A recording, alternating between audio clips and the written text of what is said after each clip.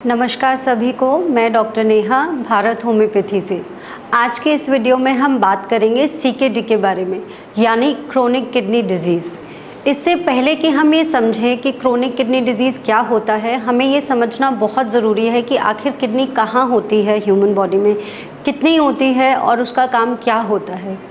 Human bodies में 2 किडनियाँ होती हैं, यानी 2 गुर्दे होते हैं, जिनका काम होता है कि हमारी बॉडी में जो वेस्ट प्रोडक्ट्स बनते हैं उनको फ़िल्टर करके शरीर से बाहर निकाल देना।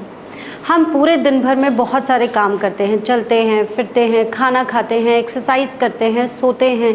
इन सभी कार्यों के दौरान क्या होता है, बहुत सारे टॉक्सिन्स प्रोड्यूस होते हैं बॉडी में, जैसे क्रिएटिनिन बनता है, यूरिया बनता है। इन सारे टॉक्सिन्स को फ़िल्टर करना और शरीर से पेशाब के रास्ते बाहर निकाल देना, ये आपकी किडनियाँ काम करती हैं। इसके साथ साथ पानी की मात्रा को सही समान बनाए रखना शरीर में, ये भी किडनी का काम होता है।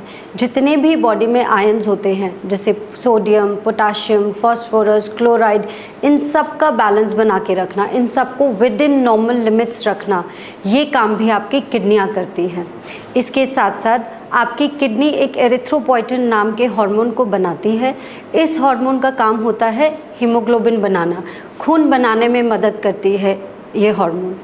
आप किसी भी कारण से अगर आपकी किडनी ठीक से काम नहीं कर रही है तो ये सारे फंक्शंस ऑल्टर हो जाते हैं और आपके शरीर में टॉक्सिन्स की मात्रा बढ़ने लगती है।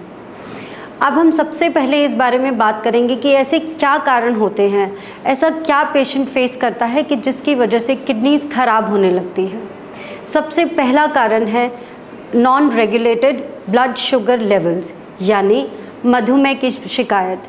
यानी कि ऐसा पेशेंट जिसमें बहुत लंबे समय से शरीर में शुगर की मात्रा बढ़ी हुई है, रेगुलेटेड नहीं है, ऐसे केसेस में अधिकतर किडनी डैमेज हो जाती है। अगर कोई भी पेशेंट है, मान लीजिए एक पेशेंट है, वो पिछले 10-15 सालों से डायबिटीज़ का पेशेंट है, मधुमेह की शिकायत है, लेकिन दवाइयाँ खा रहा है, ब्लड शुगर वेल रेगुलेटेड है, तब तो कोई प्रॉब्लम नहीं है। लेकिन अगर उस पेशेंट ने अपना ध्यान नहीं रखा और पिछले कुछ समय से वो ये एक्सपीरियंस कर रहा है कि 5 साल हो गए, 6 साल हो गए, लेकिन मेरे शरीर में जो है ब्लड शुगर की वैल्यूज़ रेगुलेट नहीं हो रही है, शुगर की मात्रा बहुत ज़्यादा बढ़े जा रही है, दवाइयाँ भी खा रहा हूँ फिर भी ठीक नहीं हो रहा, इंसुलिन ले रहा हूँ तो भी प्रॉब्लम आ रही है।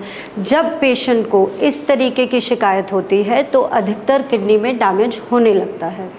दूसरा कारण, ऐसा पेशेंट जिसको ब्लड प्रेशर की शिकायत है। हमारी बॉडी में नॉर्मल ब्लड प्रेशर की वैल्यू 120/80 होती है, 120/80। अगर किसी भी कारण से ये ब्लड प्रेशर की वैल्यू रेगुलेटेड नहीं है, चाहे कोई भी कारण हो, स्ट्रेस है, दिल से रिलेटेड कोई प्रॉब्लम है या कोई भी और भी कोई कारण हो, अगर पेशेंट में बहुत लंबे समय से ब्लड प्रेशर रेगुलेटेड नहीं है तो इसका प्रभाव किडनी पे पड़ता है और किडनी खराब होने लगती है। तीसरा इम्पॉर्टेंट कारण, अगर पेशेंट को ये हिस्ट्री है कि बार बार किडनी में स्टोन हो जाते हैं या बार बार किडनी या पेशाब के रास्ते का इन्फेक्शन होने लगता है, ऐसे केसेस में भी किडनीज़ में प्रॉब्लम आने लगती है और लंबे समय के बाद किडनी खराब होने लगती है। अगर आपकी किडनी में स्टोन है, चाहे छोटा ही है, और आप ये एक्सपीरियंस करें कि धीरे धीरे बढ़ रहा है या छोटा स्टोन है, निकल जाता है लेकिन फिर से दोबारा हो जाता है, तो इस प्रॉब्लम को इग्नोर नहीं करना है। ऐसे टाइम पे अगर आप होम्योपैथिक मेडिसिन लेते हैं तो आपकी जो रिकरेंट टेंडेंसी होती है ये ख़त्म हो जाती है और इस वजह से किडनी में डैमेज होने को आप प्रिवेंट कर सकते हैं। चौथा बहुत इम्पॉर्टेंट कारण, अगर पेशेंट बिना किसी डॉक्टर की सलाह के बार बार किसी भी तरीके के पेन किलर्स खाता है या बार बार कोई भी एंटीबायोटिक्स खा लेता है, अपनी मर्ज़ी से खा लेता है या और भी किसी तरीके की दवाइयाँ ले लेता है, तो उससे भी किडनी डैमेज होने लगती है। इस बात का बहुत ध्यान रखिए कि अपनी मर्ज़ी से दवाइयाँ नहीं खानी है।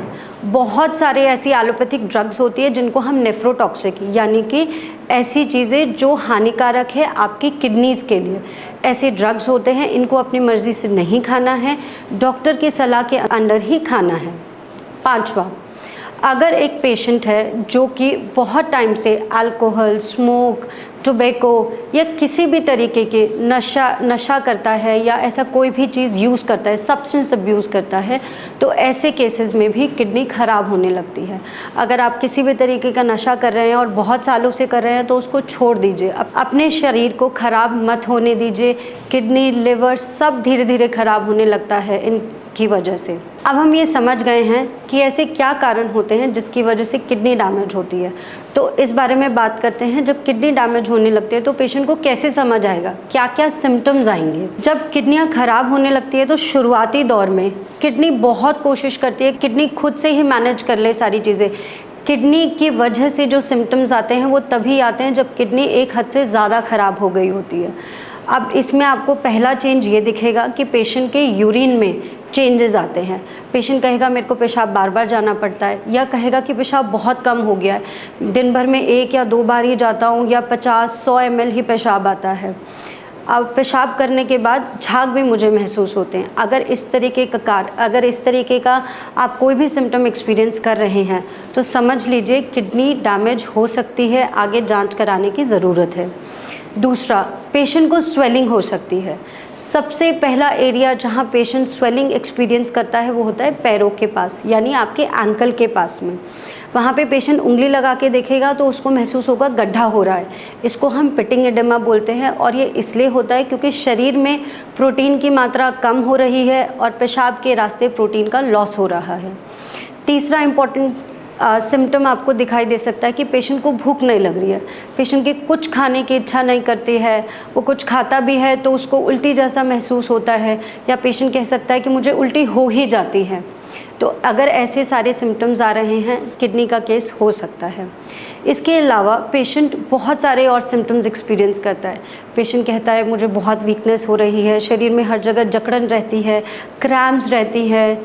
अगर केस बहुत एडवांस हो गया है, यानी किडनी का डैमेज बहुत ज़्यादा हो गया है, तो पेशेंट को सांस लेने में तकलीफ़ हो सकती है, शरीर में खुजली हो सकती है, खुजली करते करते निशान पड़ सकते हैं या दाने हो जाते हैं।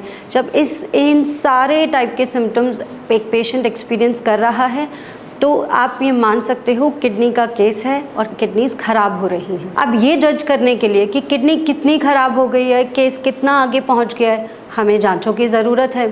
जांच क्या क्या करानी है? पहला है ब्लड टेस्ट। ब्लड टेस्ट में किन वैल्यूज़ पे ध्यान देना है? सीरम क्रिएटिनिन के वैल्यू पे ध्यान देना है। इसकी नॉर्मल वैल्यू ह्यूमन बींग्स में 0.3 to 1.1 और 1.3 होती है, डिपेंडिंग ऑन मेल है, फीमेल है, या आपने कहाँ से टेस्ट कराया है। अगर इसकी वैल्यू 1.3 से ज़्यादा है तो आपको ध्यान देने की ज़रूरत है। किडनी ख़राब होना शुरू हो गई है या हो चुकी है, आपको यहाँ से चीज़ों को नॉर्मल करना ज़रूरी है। दूसरा, ब्लड यूरिया भी ये बताता है कि शरीर में कितना टॉक्सिन बन रहा है, कितना शरीर के बाहर जा रहा है, कितना शरीर के अंदर ही रुक रहा है। ब्लड यूरिया बढ़ने की वजह से पेशेंट को बहुत सारे सिम्टम्स आते हैं। तीसरा, आपको ये भी देखना है KFT यानी किडनी फंक्शन टेस्ट की रिपोर्ट में कि आपके जितने भी आयंस हैं, जिसमें सबसे इम्पॉर्टेंट है पोटाशियम और फॉस्फोरस, उन दोनों की वैल्यू कितनी है। पोटाशियम और फॉस्फोरस दोनों नॉर्मल लिमिट्स में होने चाहिए, नहीं है तो आपको दवाइयों की ज़रूरत है। उसके अलावा आपको ये देखना है कि ब्लड में हीमोग्लोबिन कितना है, कैल्शियम कितना है। किडनी एक्चुअली ये सारी जितनी अच्छी चीज़ें होती है ना, प्रोटीन है, हीमोग्लोबिन है, कैल्शियम है, इन सबको रोक नहीं पाती है, क्योंकि किडनी का फिल्टर सिस्टम गड़बड़ हो गया, ख़राब हो गया। तो अगर ऐसे केसेस में क्या होता है, लगातार आपको ये दिखेगा हीमोग्लोबिन का लॉस हो रहा है, कैल्शियम का लॉस हो रहा है, लगातार धीरे धीरे करके कैल्शियम और हीमोग्लोबिन की मात्रा घट रही है। तो ऐसे केसेस में आपको दवाइयों की और हो सकता है इंजेक्शन की भी ज़रूरत हो। अब आपको ये भी देखना है कि पेशाब की जांच भी करानी है, यानी रूटीन यूरिन टेस्ट कराना है। इसमें ये देखना है कि यूरिन के रास्ते प्रोटीन का कितना लॉस हो रहा है, RBCs का लॉस हो रहा है, नहीं हो रहा, पस सेल्स दिखाई दे रहे हैं या नहीं दे रहे हैं यूरिन टेस्ट में। इन सारी चीज़ों का भी ध्यान रखना है। तीसरा टेस्ट जो आप करवा सकते हैं वो है अल्ट्रासाउंड। अल्ट्रासाउंड में हम ये देखने की कोशिश करते हैं कि किडनी की शेप और साइज़ कितनी है, किडनी अपनी नॉर्मल शेप में है, साइज़ है नहीं है, किडनी के अंदर कोई सिस्ट तो नहीं है, कोई स्टोन तो नहीं है, या किडनी में पानी तो नहीं भर गया है, जिसको हम हाइड्रोनेफ्रोसिस बोलते हैं। या किडनी से बाहर निकलने वाली नली में कोई प्रॉब्लम तो नहीं है। ये सारी पिक्चर देखने के लिए शरीर के अंदर क्या चल रहा है, अल्ट्रासाउंड एक इम्पॉर्टेंट टेस्ट है। अगर इन सारे जांच कराने के बाद ये सिद्ध हो गया है कि आपको किडनी डिसऑर्डर है, तो सबसे पहले तो ये है कि आपको घबराना नहीं है, परेशान नहीं होना है, हाथ पैर नहीं फुलाने कि अब क्या करेंगे, अब क्या होगा, कुछ नहीं। आपको अपने डॉक्टर से बात करनी है, भारत होम्योपैथी पे कांटेक्ट करना है। जैसा भी केस है उसको इवैल्यूएट करने के बाद आपको दवाइयाँ और आपकी डाइट मैनेजमेंट हम करेंगे। डाइट में ये ध्यान रखना है, लो पोटाशियम, लो सोडियम और लो प्रोटीन डाइट खाना है। एग्जैक्टली क्या क्या खाना है वो हम आपको पूरी तरह गाइड करेंगे। आपको हाई प्रोटीन दालें नहीं खाना है, चिकन नहीं खाना है, फ़िश नहीं खाना है, आपको हाई पोटाशियम चीज़ें नहीं खाना है। इन सब चीज़ों का बहुत ध्यान रखना है। अगर बिना डायलिसिस के आपको ठीक होना है तो डाइट का पूरा ध्यान रखना है और आपको साथ में होम्योपैथिक मेडिसिन को फॉलो करना है। आपको पूरी तरह आराम हो जाएगा और आपको बिल्कुल भी परेशान नहीं होना है। धन्यवाद।